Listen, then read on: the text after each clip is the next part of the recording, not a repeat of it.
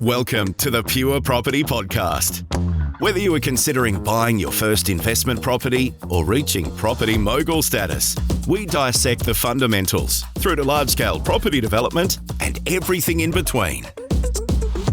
G'day, how you going? Phil Tarrant, co-host of the Pure Property Podcast with Paul Glossop. We're back again in the studio to try and make sense of what's going on in the world today. Paul, how's things? Mate, they're good. Yeah. But you know, there's a bit going on. Is that a really poor opening question? How's things? It's very Australian. How's it going? How's it going? What's happening? What's going on? Well, if I'm honest though, there is certainly, it's been an interesting start to 2026 for a variety of reasons, and I think there's going to be more interesting things to come this year, not just from a property standpoint, but an economic standpoint and a government standpoint, and obviously geopolitically, there's a lot of things that are happening as well. Yeah, and I've sort of spoken about it over many years. Not in great depth, but Australia doesn't operate in a bubble. It's part of a global community and a global economic environment. So I was influenced by things that happen outside of Australia. And we've seen that through the COVID pandemic. We've seen that through the various machinations of trade positioning from various different countries, and there is a consequence here in Australia to it, and largely, we manoeuvre through it. Most recently, we see the war in the Middle East.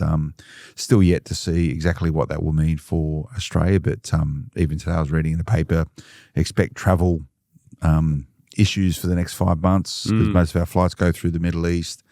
Already, analysts are really looking at what's happening with sort of the price of a barrel of oil.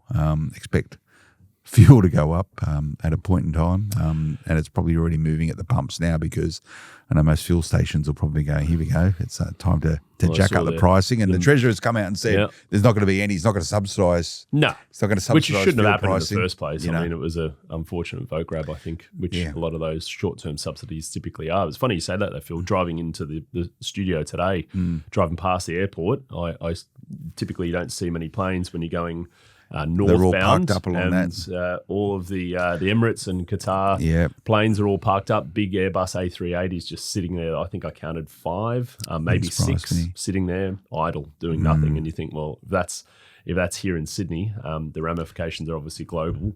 Yeah. And there's a lot that's going to be happening and changing. But with that comes opportunities. It's not like we're devoid of what happens when you can't explore other parts of the world as well. Unfortunately, we know all too well only 5 years ago what was going on then. What was going on, and the commentary we had 5-6 years ago, and what you're talking about, there's a COVID pandemic, and even now is that be aware of all these things, try and be informed, be educated, like understand and appreciate it.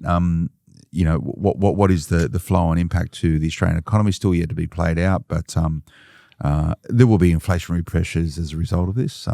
It's just a consequence of these type of things, particularly when you think of the amount of resources that flow through the Middle East and also manufactured in the Middle East, and we're talking specifically about oil. If fuel prices go up, there will have inflationary impacts. So I'm sure the government doesn't want these additional pressures on what is already some pretty significant economic mismanagement driving up inflation. So still to be played out. But what does it all mean for property prices in Australia? What does it mean for property investors? Well, you've got to view it through the lens of what has been a big piece of commentary taking place in Canberra is changes to the tax regime, specifically targeted property investors. So still a lot of uncertainty there, but folks that I know who I like to think know, it's not a matter of if, it's a matter of what and when there will be some tax changes relating to property investment. So what are you telling your team about this and your clients? Yeah, I think you hit the nail on the head there, Phil, is that we're effectively in a position, and we kind of knew that we'd be in a position of change, and not just from a taxation standpoint, but when a federal government has a majority, which they do, and a pretty large majority at the moment, they're going to try and shovel a few things through which might have been on the nose and might have been problematic, only in sort of those more balanced parliament scenarios. But when we're talking specifically about the potential CGT changes, which will likely be announced in the May budget, what we're really trying to understand is, okay, well, there might be changes to tax and tax benefits, but the likelihood is that we don't see anything that's going to actually address what is the discussion point here, which is housing affordability. Now, just because you collect more tax receipts doesn't mean you're creating more A, housing, and B, making housing more affordable. And I kind of look at this as we're sitting around a circular table right now. We can say that you carve it in half, you carve it in a quarter, you carve it into eighths and so on. You're still only carving out the same pie. The reality is that we're not creating this potential change from a 50% capital gains tax discount for residential property that's held for more than 12 months in a personal name. Currently, if you sell at a profit minus all your expenses, 50% of your profit goes into your bank account. The other 50% is taxed at your marginal tax rate the year that you sell or the financial year that you sell. The proposed changes will potentially bring that back to 25, 35, somewhere in that range we expect. So is there less that will potentially come your way after tax? Yes, that's a potential. Does that change the value creation of the property? We don't see how, because even if this halved the amount of property investors in Australia, and there's currently about circa 2.4 million private investors in Australia, mums and dads who make up the bulk of the rental accommodation for residential property, if that's halved to 1 million, none of this changes the fact that we are still in deficit, somewhere around about 40 to 60,000 new dwellings being created based on international as well as births and deaths migration as far as where the demand's coming in. You can change the taxation, but you're not creating more property to then stem into. And if you change the fact that a lot of these people don't go from maybe moving into the country and buying a property, or renting a property rather, they can all of a sudden buy a property quicker. And if it brings down the price of property, that might be theoretically what happens. There is not more property. And this is what this doesn't address. And I've also had a thought about this a fair bit. So let's assume, Phil, that the average price of property in Australia right now is circa $1 million for the average property in any market when you essentially average it out. If that were to drop to, let's say, around about $700,000, just assume that was a 30% drop in property value. And I'm certainly not suggesting there's going to be anything close or any kind of drop as a matter of fact at all.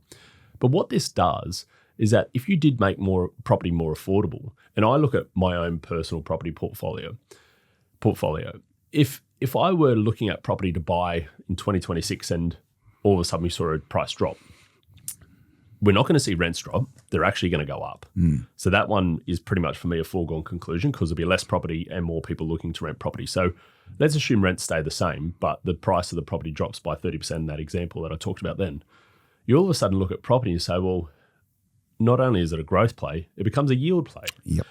And all of a sudden you're looking at it and say, well, I don't actually necessarily then concern myself with CGT, because I might then therefore say I'm not going to sell, because maybe what was a 3, 4, 5% yielding asset becomes a 6, 7, 8% yielding asset, and I can only get 4.5% in the bank at any given point in time if I were to park my money there. So if I have spare cash and I'm looking at it, well, I can hold bricks and mortar leveraged with growth and also now get a far higher yield if assets were to drop in value.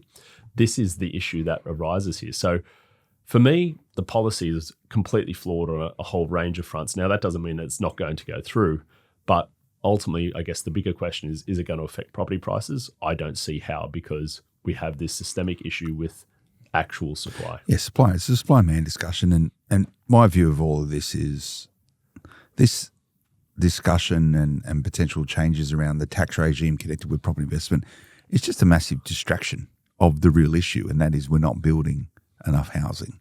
And why aren't we not building enough housing? We'll have a discussion around that, because that's core and critical, and notwithstanding the challenges connected with it, I don't think enough is happening in and around it. But messing with the tax regime, if you pull one lever over here, there's going to be a consequence somewhere else. For every action has an equal and opposite reaction. Was it Newton's third law, second law? Sorry, physicists out there. First law. So if you start messing with the tax regime in relation to capital gains tax, you're going to reduce potentially the number of investors in the market, and or you're going to reduce the liquidity or the selling of stock, right? And the selling of stock i.e., properties transacting from one to another, is one of the biggest drivers of income for state governments because they make money out of stamp duty for it. So the capital gains consequence is a federal issue, and I think the losers when it comes to this, and this is a winners and losers discussion. Yep. One of the losers is going to be state governments, and the other loser is going to be all Australians that hold property. So let's remember, 2/3 of adult Australians have property. They either own their home outright or they own their own home with a mortgage against it, and or they've got either version of them and they're a property investor. Yep. So do you really want to start messing with the wealth of 2/3 of the Australian who contribute to the tax coffers in Australia? It's a very dangerous policy. Now, the argument for a lot of economists, depending on what side of the political spectrum that they live, is, well, it's why should property investment income be taxed at a different rate than the work done by people for generating a salary? This is the logic behind it all, and say it's out of kilter. Why do they get a 50% discount? The other side of the argument is, well, the 50% discount is assuming that there's just natural inherent inflation. Properties go up because of inflation, amongst other reasons as well. So that's to compensate for inflationary measures. So, what I'm hearing is they're going to land somewhere around 33% as a effective tax rate. The biggest issue, and this is where they'll need to tread very carefully, and look, realistically for property investors who own more than one property too, or are actually in it for the purpose of investing, they've probably got different structures anyway, and they'll be able to compensate around it. There'll be ways to maneuver. There's other tactics there. You'll just, depending on what they do with negative gearing, but you can just keep yourself geared in a particular way. They're probably at about 33%. However, if they start messing with grandfathering around it, if they go, this is effective today, and what happened beforehand isn't preserved, it's all that you're either going to get a massive sell-off because if they go, May budget, this is what we're doing, it's effective 1 July, or it might be the financial year after. They're going to have to give people are just going to either liquidate their properties, and that may have an affordability consequence. But the modelling I've seen is showing it's probably going to have about 1%. A 1% impact on price. And I don't trust any of the modelling coming out of anyone in Canberra. No. I mean, I don't trust it. We saw it, 0.6% increase, the first home buyer scheme. It's going to have over a 5 or 6 year period, they told us. Bam. Within the first 6 months, boom, gone. Yeah. And we were sitting here 8 months ago saying, you watch what happens here. And it happened immediately. It didn't take that. That was an immediate consequence. And this is the hypocrisy of it all, right? You're like, okay, well, let's go and give first home buyers the ability to buy a property at $1 million even with what is effectively 50 grand, no stamp duty, no nothing. Now, if you want to have a consequence of what that does for property prices, you go and see that immediately. 15% of all home buyers are going to be first home buyers. And effectively, you've just all gave them a leg up. That was probably another 5 years it would have taken them to get there, which they got in straight away. Yeah. This, on the other hand, and I think just as you were talking through that, Phil, I look at, because there's so many different consequences that you start to think about. Well, if I own property, and let's go back to the, say 70 or 80% of all property investors own one asset, and it's typically in their own name.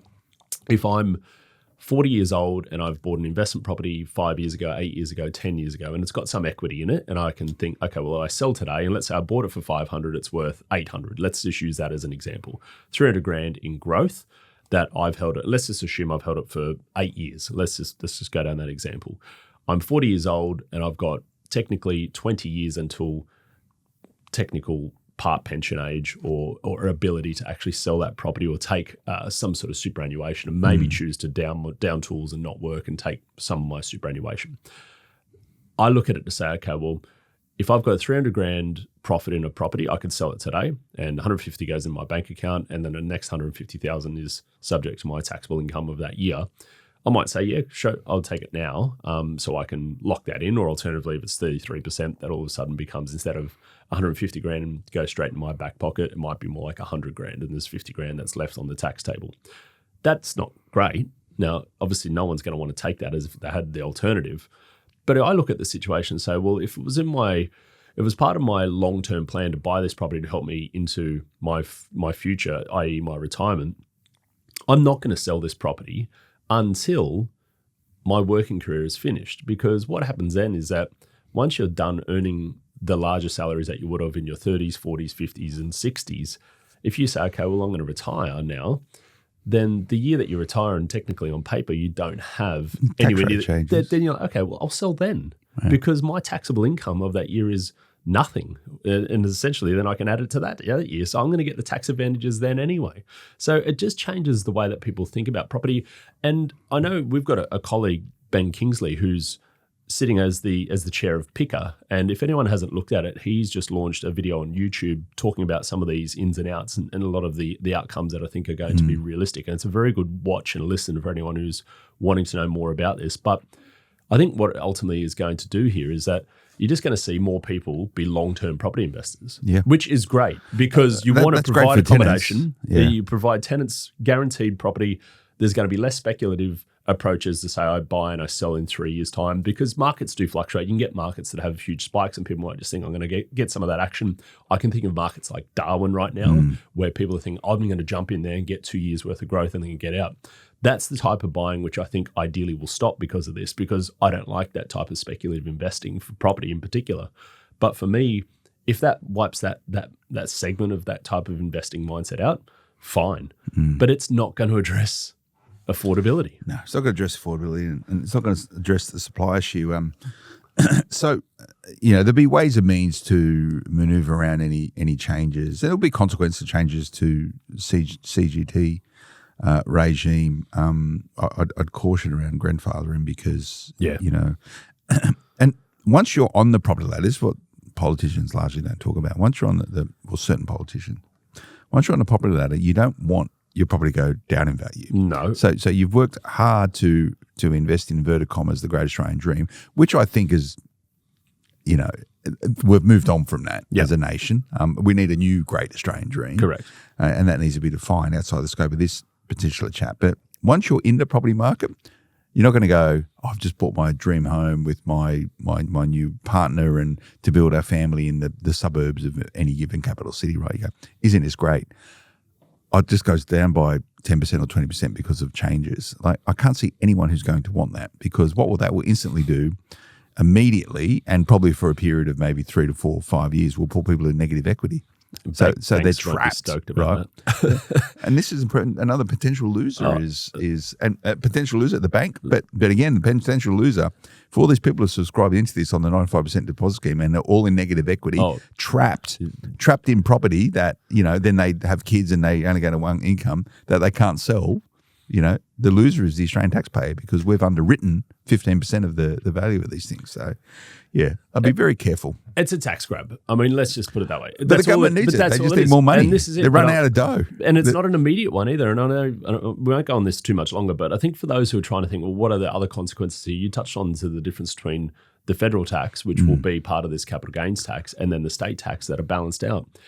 It's a really difficult conversation that I think a lot of state leaders are going to have with federal government, because you look at it and say, well, a very large amount of their income is not just stamp duty, but it's land tax. Yep. So if you're taking out that 2.3 million of private property investors and I'm going to go an extreme and say you drop out another couple of hundred, if out of that you're losing your percentage, you don't pay land tax on a principal-less residence. Exactly. Yeah, exactly. So what are you doing? You're encouraging more people, and then the system is set up to actually take tax. Yeah. So I pay land tax. You pay land tax. I know a lot of property investors out there who pay land tax. Now, I don't love paying land tax, but I do pay it. And I pay it regularly on an annual basis in multiple states. Now, the reality is that's part of property investing, and that is also part of what I knew buying property, is that there's a tax involved for holding a certain amount of property at a certain value and over that. Now, if that's taken out, then there's another gap in state government coffers. So all of a sudden now you've got not only less stamp duty, but certainly and pretty much guaranteed less land tax, because if there's less property investors, there's less tax to grab from property investments. Yeah. And you start messing with the property economy. Already we're struggling to get builders in there to build stuff. You got less business. I think 97% of all building firms are small to medium businesses, right? Correct. Like they're the people who are paying payroll tax, a lot of them as well. And that's all. The government doesn't pay. By the way, the government doesn't pay payroll tax. No, no, they don't. Because they're government. Yeah. so of the 50-something% of all Australians now derive. We've got the biggest payroll tax. We've got the biggest. I pay payroll tax. We've got the biggest public service per capita than anywhere else in the world, I'm told these days, right? So that they need to be paid for, plus all the other sort of spending that they're doing, and that comes from private business paying payroll tax. So you mess with land tax, you mess with stamp duty, and there will be consequences for, and already some of the policies of Labor governments around disincentivising people to start their own businesses because they're just gouged the whole way through. It's just infinite. And then lump on top of all that rents will go up. Mark my words, that if there's less property for rent and there's less properties that are being built. I'm sure they'll legislate as well going, well, you can't put your rents up though. Well, that's what the Greens were talking about a couple of years ago. Oh my God. Could you imagine? I mean, could you imagine what happens to this country from a private tenancy perspective? Like, obviously, you can't put your rents up for X amount. The next time it comes up, it's going to the moon. Yeah. Because you cannot afford to hold the property, regardless how much money you want to collect. The market dictates how much rent you can actually charge, because if you're charging too much, no one rents the property. Yeah. And that's, again, it comes back to the dynamics of supply and demand. If you're asking too much, no one pays it. They'll go take the cheaper property. Build more property. Make it easier and cheaper to build more property. So this tax discussions is a distraction, and now they throw negative gearing into the mix, maybe having another look at that. Yeah. What our friends down in Canberra, the government, fail to sometimes articulate clearly is that for a period of time, a property may be negatively geared, but then typically it is. Typically, yeah. Because you're buying at 80%. Yeah, it's negative geared for a period of time, right? Correct. But let's say someone has a long-term buy and hold thing. Let's say someone holds a property for 20 or 30 years, right? Yep. So for a period of time, it will be negatively geared, maybe 5 years. And let's say they don't do anything with it, right? It'll just naturally become positively geared sort of 5 years. So for the next 25 years, it's positively geared. And what does that actually mean? That means you're actually contributing and you're paying to the tax regime. but so they never actually present it like that, saying... So the percentage is actually in the government's favour to incentivise people to hold investment properties because you're actually paying tax. Yep. So, but amazing, sometimes they forget to talk about these things. But when you start running out of money, you get desperate. You do, don't you? You knock desperate. On the doors that you probably shouldn't be knocking on. Yeah. So this is just part of the cycle. Strap in. Yep. Watch with interest. We've seen it before. You can't do much about it. No. I actually get fatigued talking about it because I just go. Oh. I like it being more satirical in the sense that you're like, you know what, you just laugh about it because, I don't want to take on a job in government and I don't want to be anywhere near it. But when it comes down to it, you're like, you just laugh.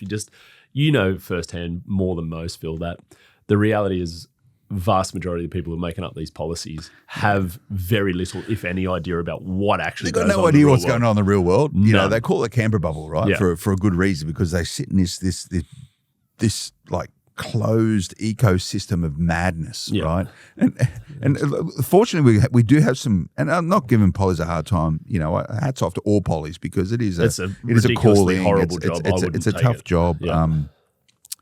But when you see stuff coming, like I quite like Senate estimates, which is quite entertaining. Yeah. And if you've never watched it, like some of them are absolute crackers. Some of the highlights. But, some of the stuff I've seen coming where like I think Senator Patterson, right?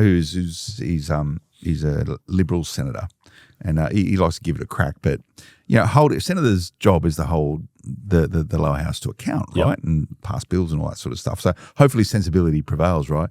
And he's there going, why did you spend $50,000 on one room's carpet in Parliament House? Couldn't you just go down to Carpet Court to buy that? Like, grilling, and they're like, but it's not tartan. It wasn't exactly the right colour. No, exactly. It's the way taxpayers' dollars are being spent right now is it's becoming an issue, and it will manifest. Here's a hot tip: there will be a change in government. Well, this is what happens, right? When there will be a change in government. Then you get a new manager. There will be a change in government. This is what happens in private functions, and this is what will happen in our public functions. Well, another area where a lot of people are talking about mismanagement, and this is the sort of dichotomy of trying to run the economy here. we're in a material undersupply of property, and Yep. we've sort of spoken about how tax laws won't change new supply. They've got nothing to do with anything. They're probably going to put a handbrake on it, right?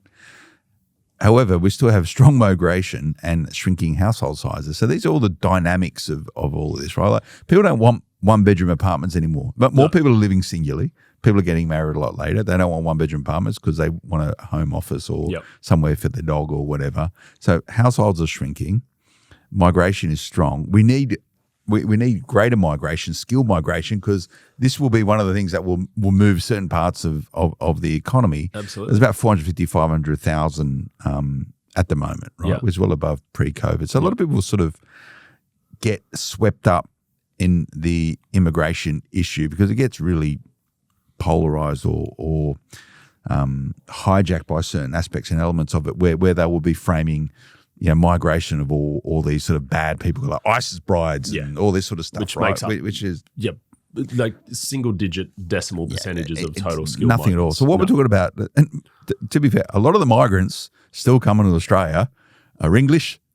Majority are from England. Kiwis. That is, and India's up there India, right now. China. Yeah. So They're your top 3, 4, 5. And most migrants arrive and typically contribute immediately through some sort of endeavour. And that's the rigor of what needs to happen to bring in skilled migrants, is that you're not going to bring you in to then sit on the sidelines for 2 years and find your feet. Like, I mean, don't get me wrong, there are certain people, like you said, that very small percentage cohort who do need refuge, but we're not talking about that. We're talking about the majority who come in with a skill that we don't have enough of to then contribute immediately. Contributors. Yep. And then also a lot of them are temporary migrants as well, like students and all that sort of stuff, right? New dwelling demand's about 180 to 220 new dwellings a month, which we're way behind. Yep. It's a huge deficit. In that new supply completions, I think I saw some numbers last day or so, which they had a pretty good January, I understand, in relation to this, but it's like 150 to 170K per annum. It's below what's needed just to maintain.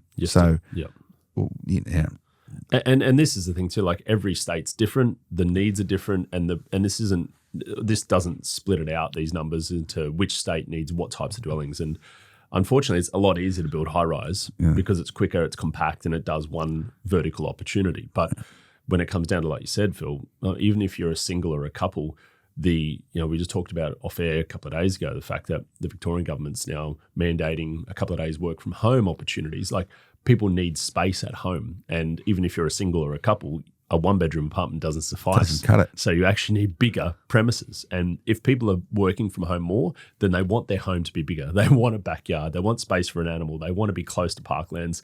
These things don't just get created. So the issue is that even if the affordability and the approvals made sense, it still takes time. So it takes time to build it. And then you got someone who wants to stump the dough to build, take the risk to build. Yeah.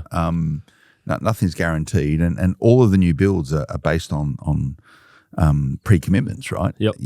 And people are a bit jittery at the moment. So anyway. And finance is getting more expensive. Banks aren't necessarily jumping out of their skin to go and fund these big developments. And it goes back to what we're opening with, right? There is going to be changes to CGT laws in the May budget. Does this change the outcome or outlook for property over the medium to long term? I just don't see how. So it's not going to change anything for you, the changes to the tax regime? No. The philosophy that we employ is exactly the same. Hence why I brought up that small example of Darwin as an example, where I have heard and seen quite a few people start to think, okay, great, it's had a 20% year. I have on good account because the Fast 50, which you've been working on behind the scenes with the team over at Smart Property Investment, Darwin may have some places. We're not the. I'll just make sure we reiterate. We're not the sole contributor to that. No. So this this is the fourth year of Fast 50. So where to put your money today for the best capital growth in 2027, and this is recommendations from a full cohort of buyers agents and other property specialists right across Australia, sort of giving their sense on investment. We'll go through it all. You'll see it all. There's a lot of work goes into it, but I do note that you're not recommending Darwin. I shan't be. No. And for these exact reasons, where Darwin historically, you look at the last 10 years, if you buy property, if you're looking at the value of a property anywhere in Darwin today, I implore you to go and have a look at what that property was selling for potentially average 10 years ago, and I would go on a limb and say it was pretty close to exactly the same. Yeah. And it's not to suggest that it's a market that's consistently underperforming, but I can say that over the last 25 years, if you had invested the same amount of money in every capital city in Australia, it is equally the worst performer. And for us, as much as the Fast 50 talks about the forthcoming 12 months, 24 months, we don't want to be buying property for a short period of time. We want to get ideally quicker growth in a shorter period of time to do something with that equity. But the intention is that we still want to hold, regardless of the CGT laws, we're still wanting to hold for 7, 10, 12 years as a minimum cycle. Well, that goes, you spoke about Ben Kingsley, who's the chair of PICA, who's the Property Investment Council of Australia. And a lot of you will know Ben. He has a very good podcast called The Property Couch as well. The recommendations of PICA to government, from what I understand, is connected in with that in relation to CGT changes. So he's pretty much saying, look, there's going to be some change. Their recommendation is that it's a sort of scaling, 5-year scaling. So once if you hold the property for 5 years, you still get your 50% discount. Absolutely, and I mean, for anyone who's interested in that, their recommendation, PICA's recommendation, and ultimately they're trying to be the ones who are the voice for the 2.3 million individual property investors to Parliament, is to suggest, well, if you buy a property and sell within 12 months, no CGT discount. You pay the full whack of tax. Hold for 12 months to 24 months, 10% discount. Then 2 years, 20%, 3 years, 30%, 4 years, 40%, so 5 years, 50%. Okay. Yeah, so essentially ratcheting, which makes complete sense. I mean, if you're going to go and tinker with it and you want to disincentivize people to trade property speculatively, do that. That's a very simple way. The issue I have, it's I haven't yet formed a position exactly. It's probably above my pay grade to do it, but it sounds like a sensible consideration from PICA, right? The issue you've got is that the bureaucrats down in Canberra who are sort of putting all this stuff together, they've just got blinkers on. They've probably already made a decision that they'll have their own internal people telling them what to do who have no exposure, understanding or connectivity with property investment or even business, right? Like, this is the reality of the world. So they're going to make these decisions in a bubble, and then everyone's going to say, we told you so. We tried to help you out. PICA presented really reasonable, thought-provoking way in which, and they're just going to dismiss it all. They're going to make their decisions. Everything's going to go wrong. Everyone's going to go, oh, look what happened. But nothing will happen. Nothing happened. They'll be finger pointing. Everyone go, it's not our fault. It's their fault. Blah blah blah. They might take more tax, but I can guarantee you that we fast forward 2 or 3, 4 years, the prices of property in this country aren't going to be affected in the negative because of this. There will be supply issues. There will be rental supply issues. There will be rental increases that are outside of what's already on that same trajectory. But outside of that, from a capital growth standpoint, I do not think that there's going to be any changes whatsoever. So the message to the government then is focus on the main game, which is the supply issue, because that will be the greatest contributor to changing the affordability equation, which will be the greatest contributor to ensuring that you can better balance your books and probably keep a happier cohort of Australians. Which will increase tax revenue. There you go. Like, if you want to increase tax revenue, there are ways to do that as well. And it doesn't. Just because you create more supply. But this is the problem, though. Like, they don't need to increase tax revenue. Just spend less money. Well, like if the federal government was a family balance sheet, responsible for I know it's crazy. Who would have thought? Who would have thought? What? Spend less than what you make. Don't borrow more money. We're in structural deficits for the next 10 years. After doing afterpay. Zip it. I don't know. Anyway, but Fast 50 connected with it. I said last time we got together when we recorded all the Fast 50 stuff that I would buy a property. That was basically 12 months ago. Now, it was May of 2020. You're close. It was close. We were putting it together this time last year. We're finalising the details and the data and everything else. So you forced me to buy a property. I did. I handcuffed you, and we reluctantly, very reluctant. I tell you what, it wasn't a straightforward process for anyone out there who's thinking that working with the great Phil Tarrant to buy an investment property is going to be a cakewalk, and he just says, yeah, whatever, I'll just buy it. Certainly the contrary. We've probably been working on this. We had a couple of false starts. Many. But they were good properties. They just weren't good for me. And this is a reality of I guess where it comes out. And to set the scene for anyone who's looking at this, Phil obviously is very well informed of the property investment landscape and the CGT discounts and all the other things that come with it. I mean, obviously you're buying property knowing full well that there's going to be tinkering with all this stuff in the background because you're buying for a long-term hold. Now, correct me if I'm wrong, but this is a self-managed super fund purchase. Correct. And again, like your timing, you're like, well, this is a 10-year hold, likely minimum, because I don't have intention of trading this property. I don't have intention to touch this property, to develop it, to modify it. I just want to buy in a market that's going to be at early stages of a growth cycle and buy the best possible property for the budget that I had set in place and manage the cash flows. Yeah. Yep. Yeah. Then, look, I might sell it midway. I might you might. I might do. But if I don't, sell it when I hit an age where I can subscribe into the retirement regime and happy days. Yeah. You know, why not? But by that time, no doubt, they would have changed the they would have changed the thresholds to how much you're going to hold on wealth. Pension age as well. And you're going to be working. When I'm 90. Yeah, they know. They've got you. They've got a photo of you there as the number one target in Parliament to say, let's make this bugger work. I reckon they sit around they go, okay, let's look at this Phil Tarrant bloke. How can we get more money? Let's try and get more. We've got him on payroll tax. We've got him on payroll tax. We've got him on land tax. We've got him on stamp duty. We've got him on personal income tax. Got him on profit and business tax. They got me on. Whenever I park my car on the road, they tax me, they fine me, they get me for they get me for all the taxes connected with owning cars. They've got your congestion tax. There's a congestion tax, mate. They got me the other day, which I was livid about. Really? Yeah. My mother-in-law's in town from the UK. She was supposed to be flying. Mother-in-law tax. Mother-in-law tax, and she was supposed to be flying back to England via Dubai, and they shut the airport. Bloody so we had to get a bridging visa for her. $500. There you go. For 1 month. Shoehorned you into that. Come on, seriously. Really? You can't fly, but come on. But that comes with and you called them up saying, we've got this problem. They go, you need to work it out yourself. It's all online. Go to the website and go, just tell us what we've got to do. Tell us what visa shit is. We can't tell you that. This is the immigration department. Go and work it out yourself. Oh, by the way, we'll take $500 from you. For the privilege of that conversation. For the privilege of doing the right thing. I love it. Yeah. Mate, they get you every step of the way. She's not a foreign alien in the country. How else can they get me? Yeah. How else can they get me? They'll get you. They get me. Yeah. They get me every step of the way. Medicare levy. Yeah. Medicare levy. Insurances have gone up. Oh, they've bought everything's gone up. Get me that tax. Get me on my bloody TUI's new. Oh, absolutely. The tax on that. Yeah. Not on your wine though. If you maybe have to switch to some sort of viticulture opportunity. We pay more tax on beer than gas.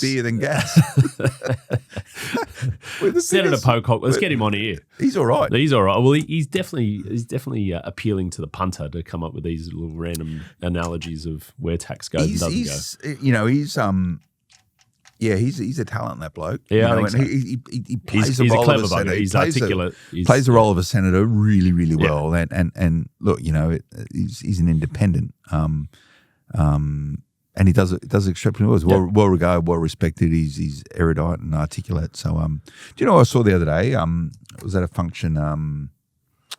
The Premier of New South Wales. He's good. Yeah, Minns. He's a good operator. He's, you know, not my flavour of politics, but he's. I find he's more of a straight shooter than most others that I've seen in that position for a long time. And he's calling a spade a spade. He's the standout. He's the standout state premier in Australia right regardless now. of which way you're leaning. I agree with you because he's not afraid to say I'm not a fan, even if it's on the same side of politics that he's leaning to, and vice versa. He'll stand up for things which he knows aren't actually going to be accurate and correct. He seems to be doing a pretty good job. Yeah, I agree. Better than pretty much his counterparts in other parts of Australia. We get him on the podcast. You know, at least he's sort of proactively sort of trying to get like the patent books and all this sort of stuff. Yeah, they just announced, I think it was it, what's the name of the new suburb? They just announced in Glebe on the other side of Anzac Bridge for anyone who's in the New South Wales market, something Bay. Oh, yesterday. No, that's the power station. That was yesterday. 8,500 new homes being proposed there. But again, supply. There you go, opportunity for supply. Now, whether that comes to fruition, there's money that needs to be made there and stamp duty and all the other exemptions there. But there's a great opportunity to create A, new living, B, supply, and C, for governments, tax. Heavy tax. Yeah, anyway, Phil, we're diverting back to the tax conversation. Let's go to your property, why you bought it. Well, I bought it reluctantly. Right. And I bought it because I felt like I had to. But setting the scene there, so you own another property in your SMSF in Perth, and that's a commercial asset. Is that correct? That's right. It's some of the stuff I have in my super fund. Yeah. So you sort of saw that as a buy for cash flow with long-term growth again, and this was more to say, look, there's some surplus funds where you're wanting to get some exposure to a residential property, which is going to give you residential growth, probably lesser capital growth. Yeah, and how quickly it will be until it's positively geared is probably a couple of years. Yep. However, one of the things with investing in your super fund is that you're making contributions. Correct. But the whole super fund's quite positively geared anyway because of other stuff I have in it, right? So it's not really an issue. So it's purely a capital growth play. Yep. So leverage into that. And leverage wise, what did you take on leverage? 80%. 80%. So, and again, going back to sort of the rationale of why I think personally residential property in your SMSF is powerful is that you can take on an 80% LVR. If you're not, then you're kind of missing the trick there because compounding, let's call it, the purchase was circa $830,000. If we're talking a 20% deposit plus another 5% for all your closing costs, let's call it somewhere around about $220,000, $230,000 cash that you need to buy that asset. You're turning that into an $830,000 asset. Now, assuming that grows, let's say below average for the next 10 years of 5%, 6%, which is below long-term averages, but that will effectively see in 15 years, that'll see that number double.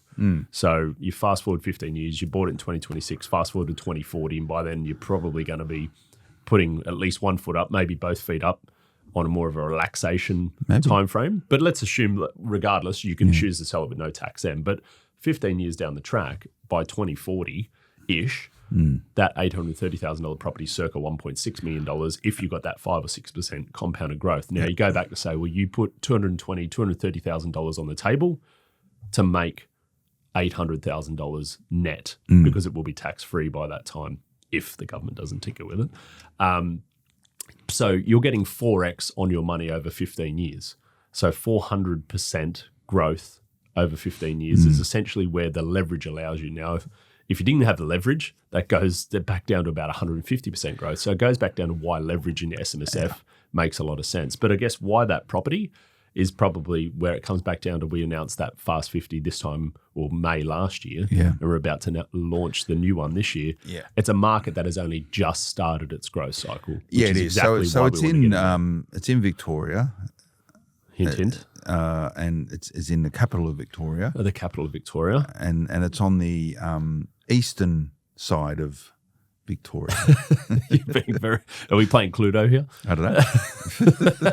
Mate, I'm more than happy for you to tell everyone exactly where and what you bought, because for me, I mean, we don't hold any secrets. We give away this information. Well, it's I don't think this location was slated in last year's Fast 50, but I've seen a prelim version of this year, so 2027's one, and this suburb doesn't actually make. It was recommended by a whole bunch of people. It didn't make the list, but it's. I don't want to give too much away, but it's directly one suburb to the north of somewhere that did, which was Cranbourne. Yeah.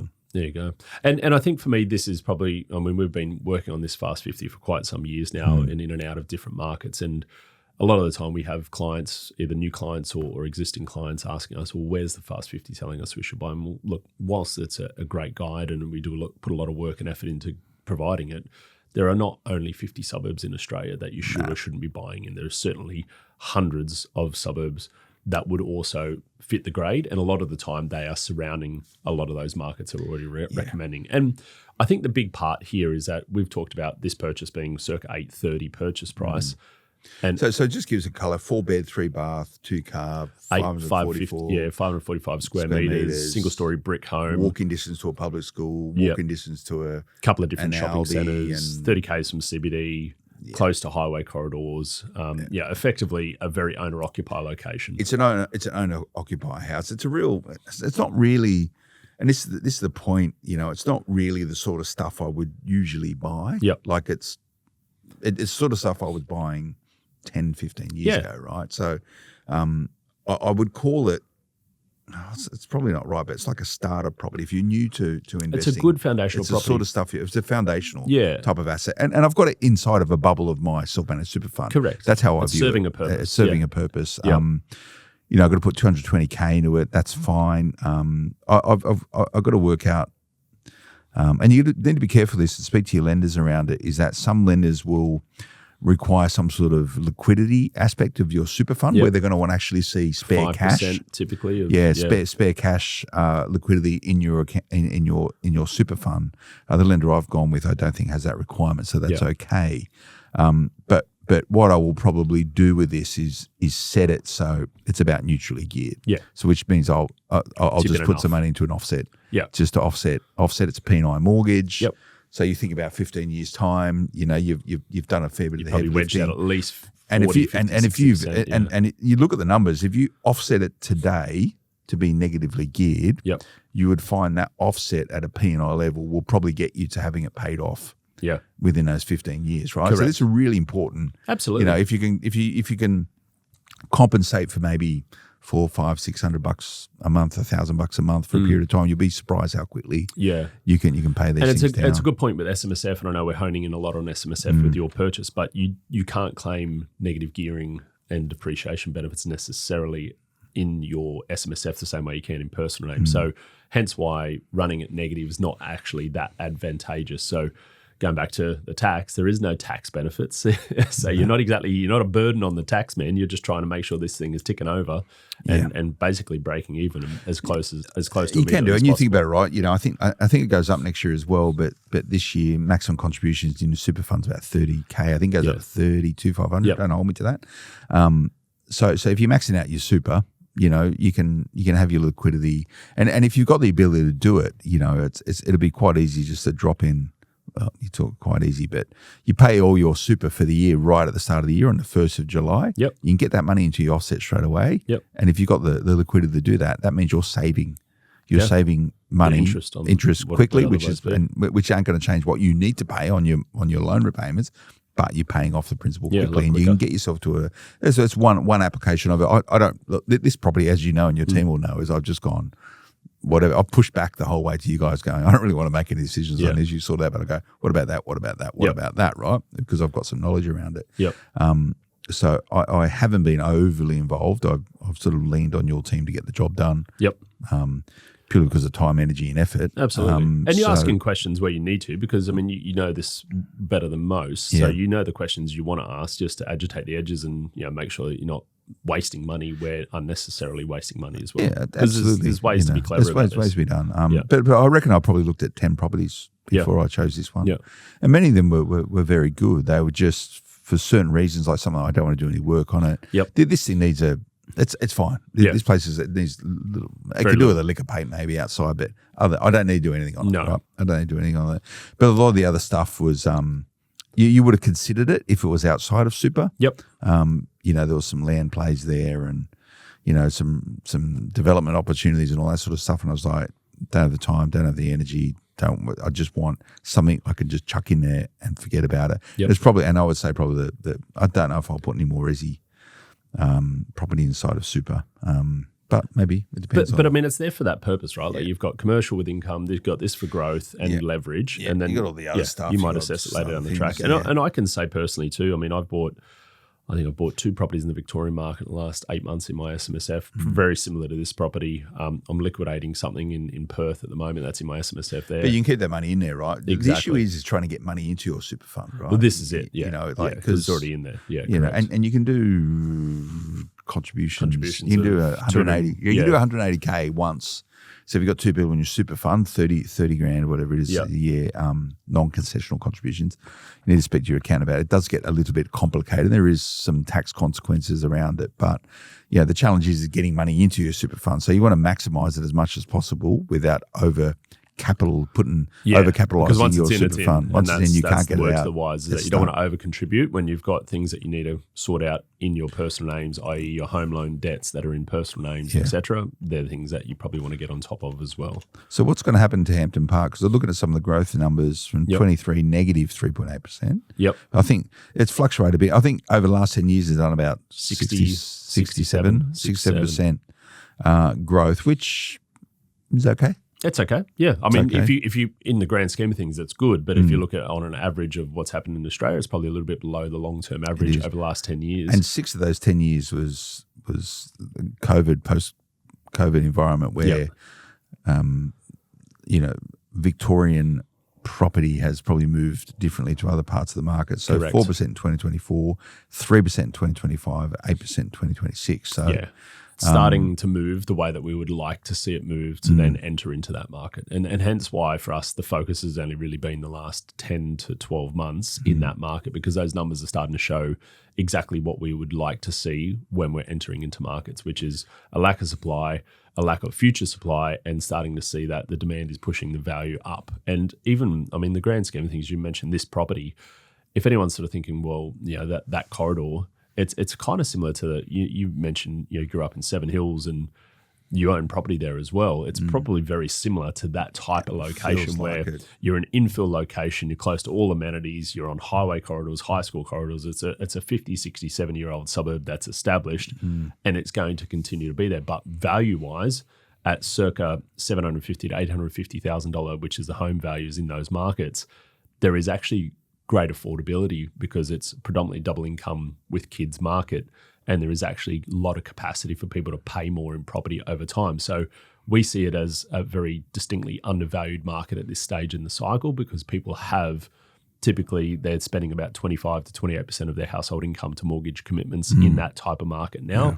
Long-term averages say that it should be around 35 to 40% is when they get stretched. So there's about a 10% gap right there as we see it at the moment. So I think the next 2 or 3 years in that market will 8% in the last 12 months. I expect that's above long-term averages. I expect we're going to continue on that cadence in that market for the short to medium term, which is exactly why we wanted to be in there. Well, I've got you on air saying that now. So we'll reassess May 2027 or March. Well, it doesn't settle yet. So probably April settles, I believe. Yeah, we'll go April next year. We'll assess it over the 12 months, and I'll go out on a limb and I'll put it on air to say. A crab dinner, right? Crab dinner. Okay. What kind of crab though?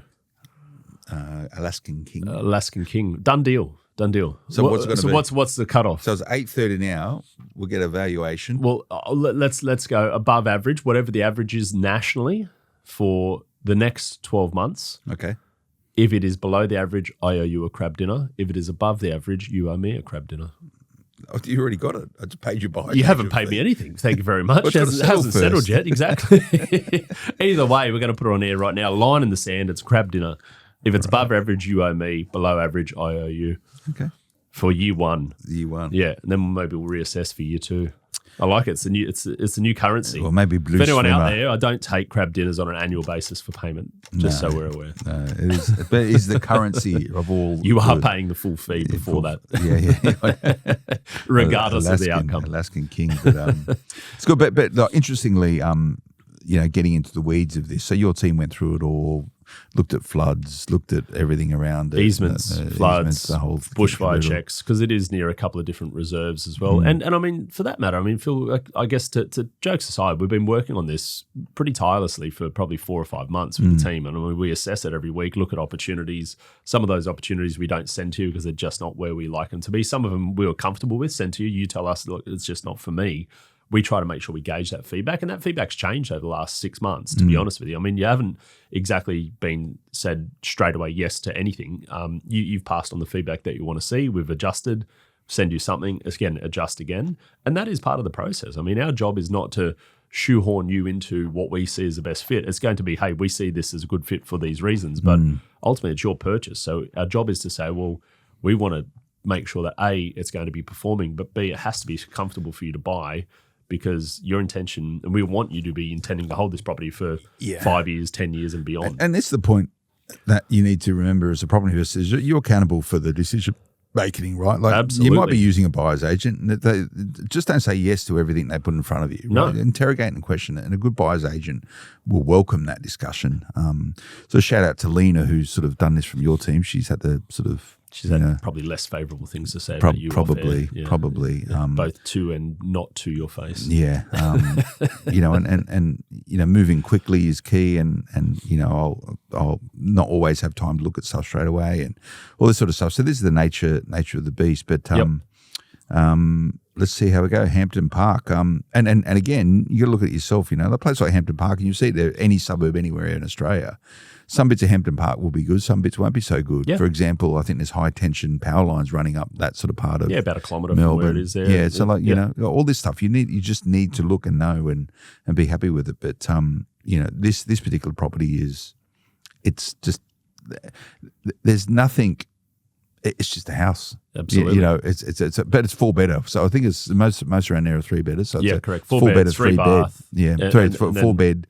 Yeah, 4-bed, 3-bath. And then double car carport, rectangular block, really simple, owner-occupier appeal, easy to tenant out, all the things that you want to look for that are just and you'll be able to sell it. You sell it pretty easily. Yeah, exactly. If you need your money, I would say that it goes through, put it on market, 4 to 8 weeks, it gets sold at a price that you're comfortable with. This is the point of buying comfortable property that is always going to appeal to the masses. Yeah, cool. All right, good.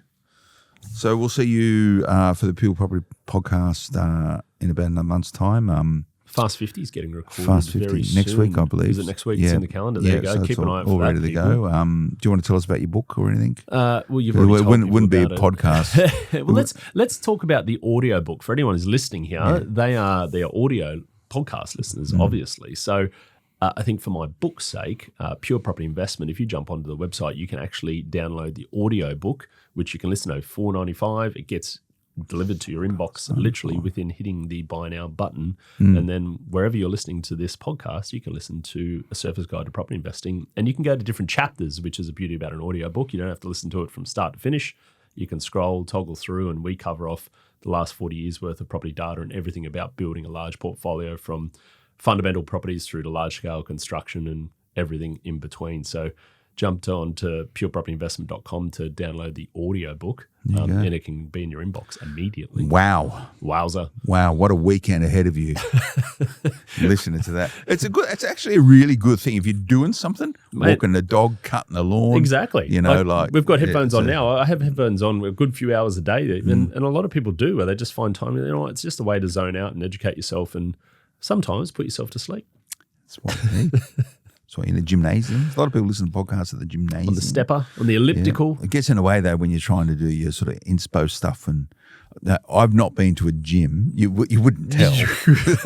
You couldn't tell. I haven't been to a gym in 5 years, right? But from what I understand now, it's just people taking videos of themselves. Lots of selfies. Is that all it is? Setting up well, tripods, and there's like etiquette now. It's like you can't walk in front of someone's camera. Yeah, I can't say I go to the gym regularly. I can't say that I've seen too many people on the Insta or on the Snapchatting themselves. And I think for me, I'm like, man, there's a certain point of life where I'm like, how have we come to this? And if I did see it, I'd probably be the first to walk through the visual, because for me, it's not the time or the place. What the world doesn't need is another property podcast and or another fitness influencer. Well, look, to my defense and to our defense, we were doing this literally when this all first kicked off 10 years ago.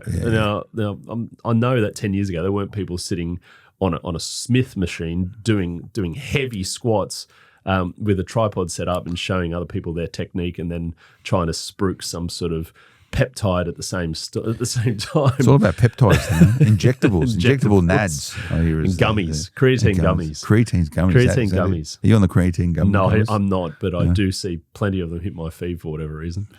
God. Yeah.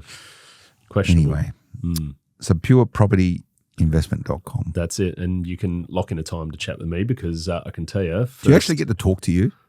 That's all I do. Those who are listening, so you actually get to talk to the bloke. You talk to me. Yeah. Talk to me. That's my job. Is I want to be speaking to you first and foremost. You're not going to be farmed out to a 20-year-old high school dropout who just wants to earn some sort of money on a sales pitch. Be nice. Well, be kind. I'm trying to be kind. I'm trying to be, but the reason why we are a small team, Phil, is you know this firsthand. But we're not here to try and buy thousands of properties unnecessarily. We're here to work with people to get really good outcomes, and by doing that, we have to be controlled and small and niched. And I speak to every one of my clients. That's my job.